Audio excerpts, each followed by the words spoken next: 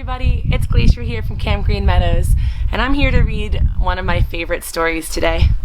It's called The Table Where Rich People Sit by Byrd Baylor.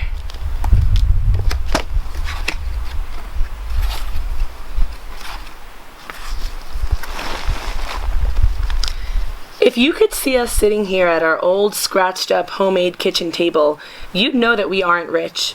But my father is trying to tell us that we are. Doesn't he notice my worn-out shoes, or that my little brother has patches on his pants he wears to the first grade? And why does he think that old rattle-tap truck is parked by our door? You can't fool me, I say. We're poor. Would rich people sit at a table like this? My mother sort of pats the table and she says, well, we're rich and we sit here every day. Sometimes I think that I'm the only one in my whole family who is really sensible. Maybe I should mention that my parents made this table out of lumber somebody else threw away. They even had a celebration when they finished it. Understand, I like this table fine. All I'm saying is you can tell it didn't come from a furniture store. It just doesn't look like a table where rich people would sit.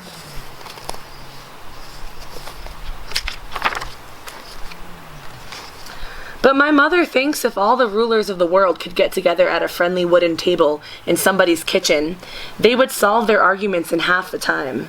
And my father says it wouldn't hurt to have a lot of cookies piled up on a nice blue plate that everyone could reach without asking. But tonight it's our kitchen, and our argument, and our family meeting, and our very spicy ginger cookies piled up on my mother's one good blue-flowered plate, exactly in the center of the table. I'm the one who called the meeting, and the subject is money. And I say we don't have enough of it.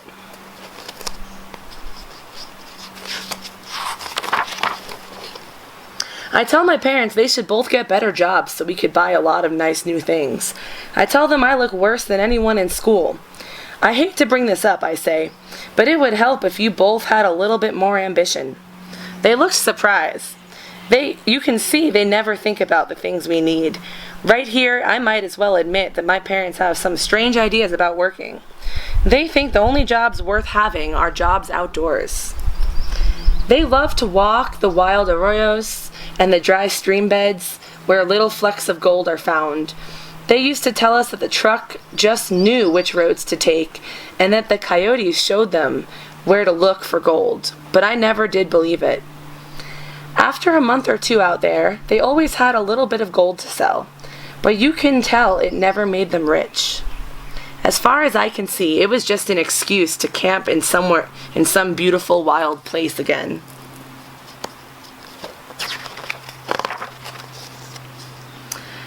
They don't mind planting fields of sweet corn or alfalfa. They like to pick chile and squash and tomatoes. They'd put up strong fences or train wild young horses, but they say they can't stand being cooped up indoors. So now, of course, my dad is asking, how many people are as lucky as we are? But I've called this meeting and I say, I bet you can make more money working in a building somewhere in town. Remember our number one rule, he says. We have to see the sky. You could look up through a window, I say. But they won't even think about it. Do you see what I mean about being the only sensible one?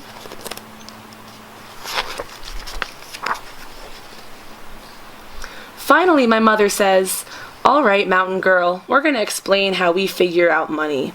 You be the bookkeeper tonight. She hands us each a pencil and some yellow paper. She gives some to my little brother, too, though he'll just sit there pretending to write when we write, or he'll draw people dancing up in the sky. And by the way, my real name's not Mountain Girl.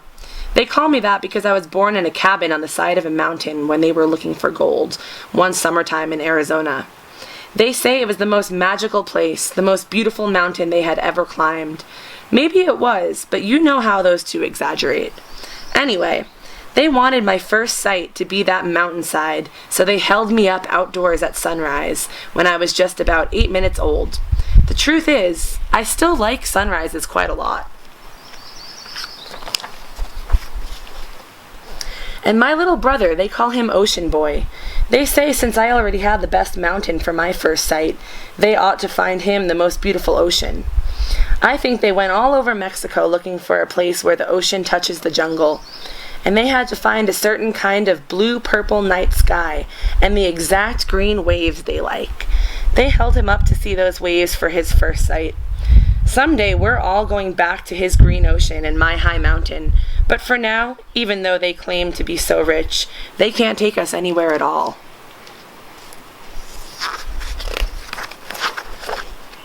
No wonder I had to call this meeting about money. Can you believe my father is sitting here looking me straight in the eye and saying, "But Mountain Girl, I thought you knew how rich we were." I say, we can't get very far in this discussion if you won't even admit that we're poor. I'll prove it to you right now, he says. Let's make a list of the money we earn in a year. How much is that, I ask. I'll write it down. But he says, not so fast. We have a lot of things to think about before we add them up. What kinds of things? My mother says, we don't just take our pay in cash, We have a special plan so we get paid in sunsets too. And in having time to hike around the canyons and look for eagle nests. But I say, can't you give me a number or write down on this paper? So we start with $20,000. That's how much my father says it's worth to him to work outdoors, where he can see the sky all day and feel the wind and smell rain an hour before it's really raining. He says it's worth that much to be where, if he feels like singing, he can sing out loud and no one will mind. I have just written $20,000 when my mother says, you'd better make that $30,000 because it's worth at least another $10 to hear coyotes howling back in the hills. So I write $30,000. Then she remembered that they like to see long distances and faraway mountains that change color about 10 times a day. That's worth another $5,000 to me, she says. I'm not surprised because my mother claims to be an expert on mountain shadows in the desert.